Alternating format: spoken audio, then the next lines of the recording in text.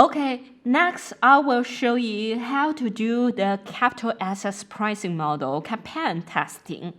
And based on the capital assets pricing model, you know what's the beta. Beta measure the systematic risk, but you don't know how can we do the beta, calculate the beta based on the real data.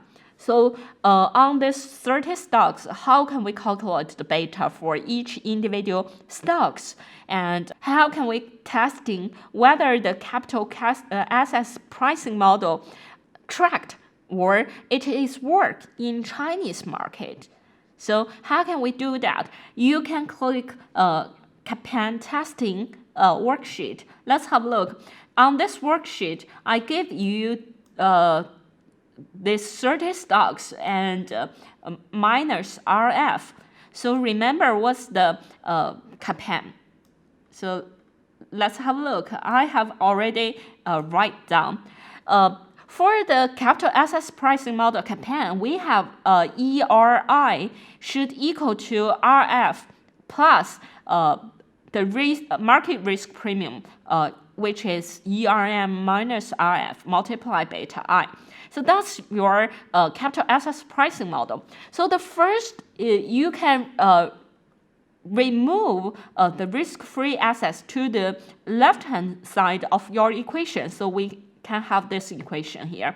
And if we use the real data to substitute the expected return, we can have the real data RIT minus RFT and equal to alpha I plus beta I, and using the real data to substitute the expected return. So that's the RM minus RF and plus epsilon I. So this epsilon I is using to measure the unsystematic risk. So if you using the real data to substitute the expected return, definitely we will have this error term here. So this is your regression equation. So now we want to do this regression and get the beta for each individual stock. So this part, this I is for each individual stock. Time t is based on different time period. So this part is we call the time series regression model.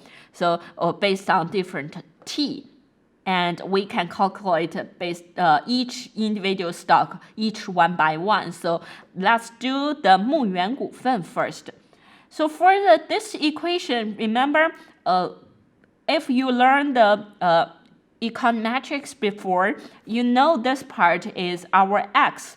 And the left-hand side equation, this part, total part, is our y. So we need to construct this x, big X and big Y by ourselves. And now let's go back to the data here. So that's the reason why here I write down it is RI minus RF. So this is 牧原股份 minus RF.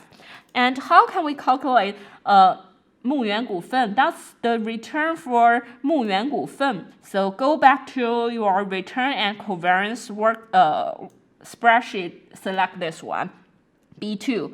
So this on the 2014 January 3rd, the 牧原股份return, and minus RF. So we go to here and AG 2, that's our risk-free rate and for the daily return. And after that, you can press enter. So we got the first data here. But here we want to drag to the right and drag to down. How can we do? We don't want this one to change. So here, I just press, I just add $. So if I add $, which means the AG column is fixed. And if I drag to the right, it won't.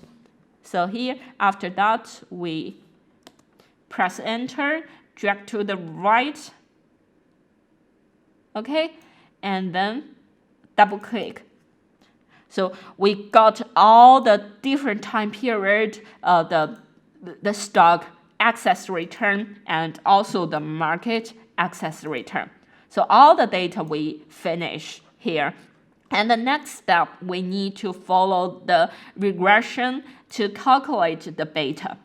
So how to calculate this beta? For the regression, to calculate the beta is the slope of this regression. So in Excel, how can we calculate the slope for this equation? We can just use the slope function. So you type slope function, slope, and then you need to select y and x. For the first 牧原股份, the y is 牧原股份's excess return, and x is market excess return. So here, let's have a look. The y is 牧原股份's excess return. So we select here this column. And then for y, for x is our market excess return. So we can select here this column. And then you close your bracket, press enter. Okay, we have all this 牧原股份's beta. And then if we want to drag to the right,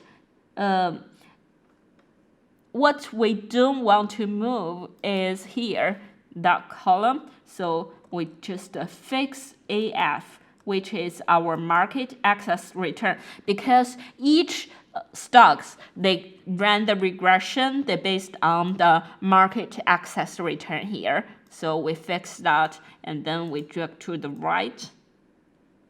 Okay, so we can calculate the beta for each individual stocks. So let's have a look.